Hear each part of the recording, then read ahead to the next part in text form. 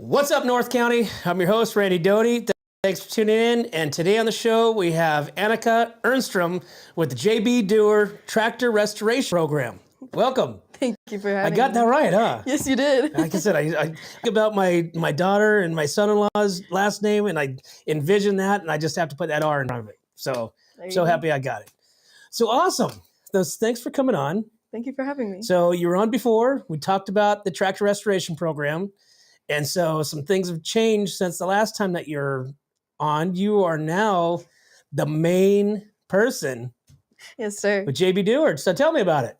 It's very exciting. It is a learning experience. I've never been a coordinator, and it's definitely teaching me a lot of things that are going to help later in life. And I'm really enjoying it, being able to work with such talented students. So now you're coordinating this whole project with getting bringing the kids in, right? And so you're lining up for, tell me a little bit about the events and tell me about what now Annika is doing with the DEWER program.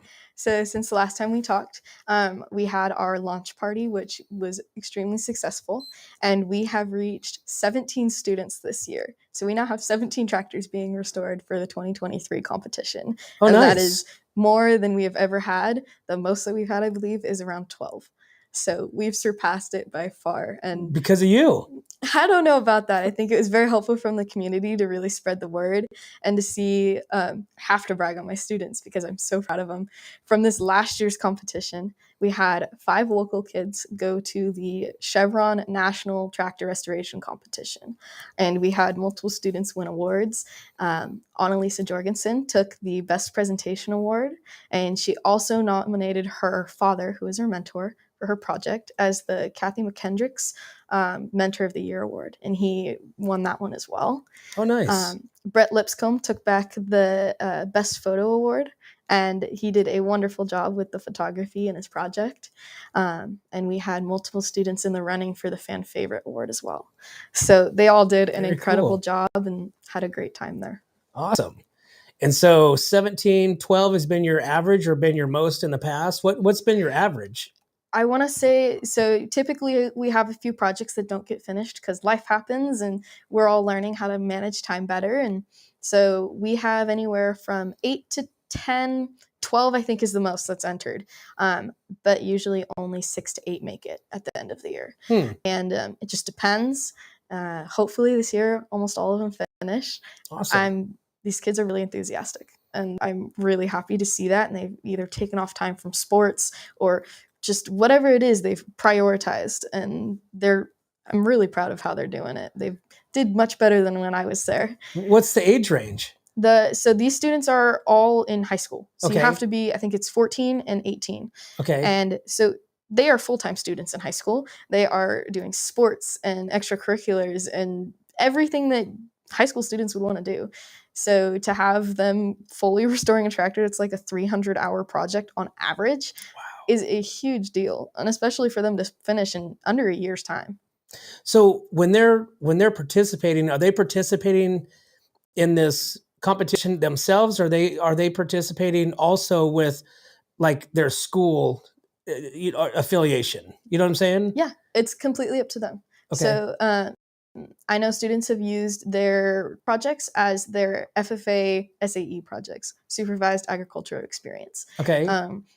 I don't know how many schools do that around here. I know when I was in high school, that was something we could do. It's basically something where you take an agriculture experience and you go more into depth with it. And it's anywhere from hog projects for fair to tractor restorations or mechanical projects. And so it's great because you can use that and double up on it. So you can go through your FFA or 4-H or whatever it is, or you can do it completely individually. Some of these students are homeschooled. As long as you're within that age range of high school and at some sort of school, you are welcome to take part. So do they finish the project? Like, is it you start right now and then the competition, I'm assuming, is in the summer at the fair? Is that the competition final? Yeah, so DEWER holds their own competition on their own day.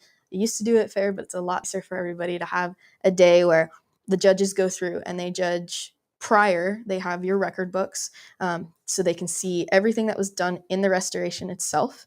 And then that day, you're required to have all accessories working and functioning and driving.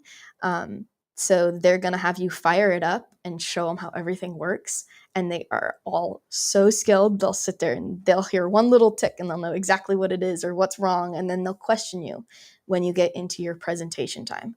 And so these students are given, I think it's a 10-minute presentation, or 8 to 10 minute, and they have to tell something about their project, whether it's a slideshow or just parts, what they struggled with, what they enjoyed, history. It's all up to them what they want to present on. And then the judges have about 10 minutes, 15 minutes of questioning for them. No kidding. Yep. And so where do these tractors come from? Do they come from their own resources, or does JB DEWER have like a tractor boneyard that? Oh yeah, it's a lot of fun. Really? So it really depends on the students. A lot of them will have their family has passed down. So super cool because there's family history there and they want to restore it and have it drive in parades and stuff. Other ones are just like, man, this looks interesting, but I have no connections. I don't know like where to even start. So what the program does is we have people around the community who donate tractors. We bring them into a yard and take inventory, and the students are allowed to look through that inventory, and we give them suggestions on what we think is a good level, starting level for them.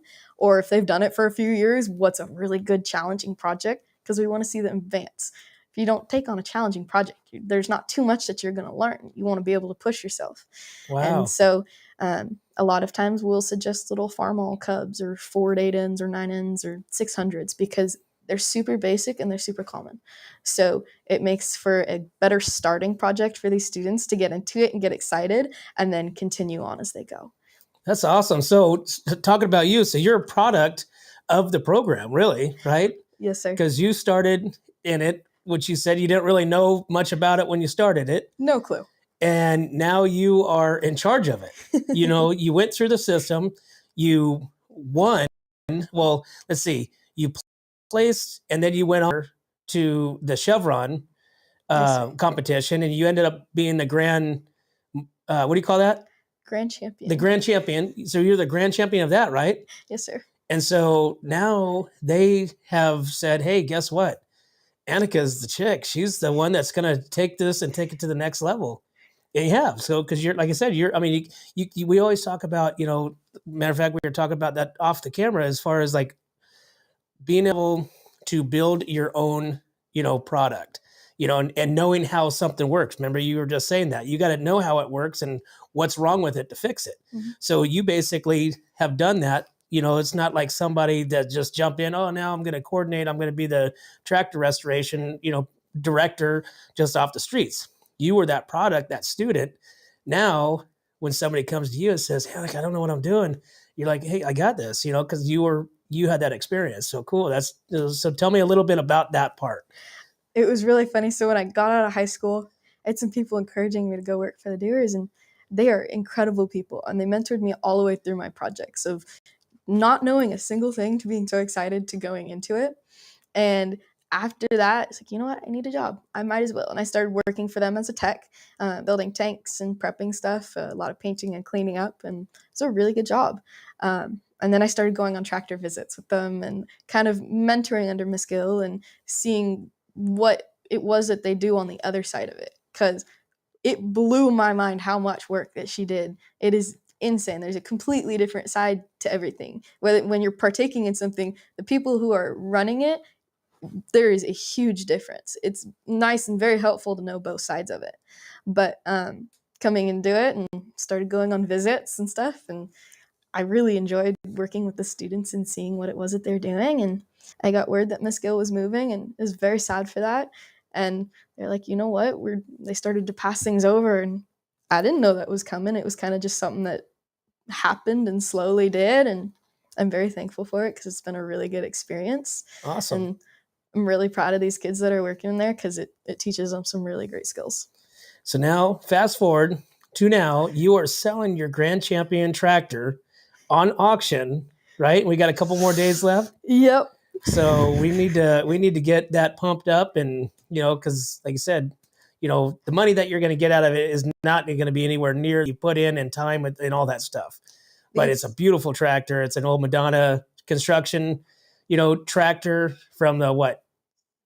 48. 40, 50s, 60s? Yeah. So it's a 1948 Alice Chalmers WC. Wow. So it's a pretty good age. And which a lot of people don't know that Alex Madonna, built a lot of the highways, around us.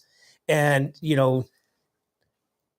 the way that the Highway 101 goes off into his restaurant, well, do you think that was by luck or chance, or do you think Alex went out there and built an off-ramp? There was probably he something went out there there. and built an off-ramp that put you right into his restaurant in his hotel. And, he had the construction company and said, hey, guess what?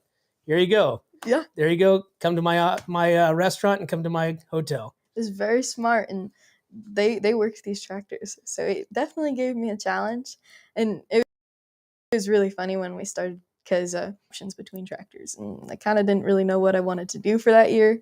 And I saw the Alex Madonna sticker sitting on that tractor, and I was like, oh man, that's got to be really cool. And I kind of wanted to delve into it and see what its history was. And I got to speak with some of the Madonnas about the history of it bouncing between the construction sites and their family farms, and them riding out on it as kids.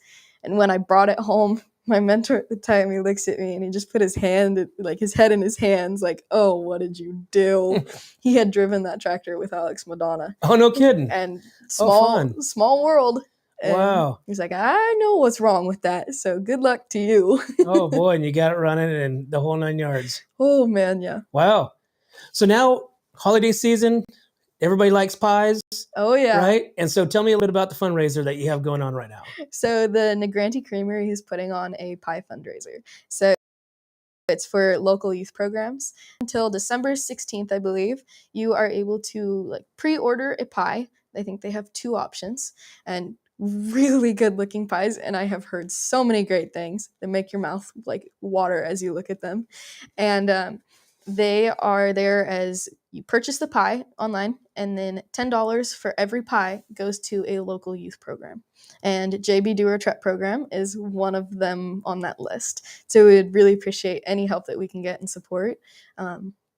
We are looking not only for that kind of support, but also for mentors. With 17 students, we only have so many people that are able to go out every weekend or every few weekends or so just to check on the kids and how they're doing. We have monthly visits with every student, but there's also times where we can't make it out on weekends when somebody just needs help with an engine, or we have some students who just need help rebuilding completely a transmission or an engine, and they need to take it to a shop that has the proper tools and who can teach them what to do as they go through this project and how to do it properly. And so anybody who needs to give up a little bit of their time and volunteer, and maybe a few hours on a weekend or a weekday, just to help a student, would be more than helpful. That's awesome. So it not only builds their knowledge of tractors, it's also more of a life education, right? Oh yeah, way beyond that. I can't thank them enough for the program, because I got into it because it looked interesting, and it pushed me out of my comfort zone more than I can ever say. I couldn't make a phone call the first time that I sat down and was like, I need to call this machine shop, and I don't know what I'm doing. I don't know what I'm talking about. And I was terrified. And since then, I cold call people on the daily looking for tractors or people willing to help. And it taught me so many life skills that I use every single day. I can't be more thankful for that program. And I've seen kids grow up in that. Yeah, well, I mean, that's why, JB Dewer's, slogan is be a doer, right? Yeah, you got to go out and get it done. You got to get her done. Yeah. So what does the JB Dewer tractor restoration education program have in store for the rest of the year? Or actually, not the rest of the year, because that's only a couple weeks. Yeah. Next year. So our competition goes until about July. So that's kind of when their record books are required to be turned in, and then we have the competition in a few weeks after that, and then we go to fair and they present their tractors and get off, and we give the awards and all of that. But with this prior year student, they've been taking part in parades, they've been taking part in, we went to the National Motor Fest, we've been to the Warbirds Wings and Wheels, just everything under the sun that they can sit and show off their tractors and be a part of. It's been super cool. There's not too many events coming up in the recent months, like January and February, that I'm aware of. So these kids are just hunkered down, getting it done, trying to finish their projects. I got a call from one student, and he just flat out told me it should be done by the next like month or so, so before January. And we're only halfway through, and this kid's done, and I couldn't be more proud of him. So some of them are just tearing into engines now, and other ones are like most of the way done, and they're kind of just cranking out some work lately. So are these kids, I mean, could we bring them on the show? Of course. I mean, are they, because I know the first time that you came in, you were a little, a little scared, a little nervous, but I mean, that, your personality kind of bust out of that. And now, you definitely have some more, skills, should I say. You've learned how to work through your demons of being nervous, you know what I'm saying? But yes, sir. So is there like some kids that we could bring on and kind of, talk to them? Yeah. We can probably bring on some students from prior years and see what they have to say about being a part of the program and working on their projects this year, kind of where they're at. That'd be so cool, and it'd show everybody kind of what they're doing and what they need help with and who would be able to help them. Because the 17 kids, those are all from the North County or the whole county? So the DEWER program stretches from north of Santa Barbara County to San Luis Obispo County. So I have students all the way through Santa Maria as of right now. I think the farthest we've been is Buellton. But that was quite a few years ago.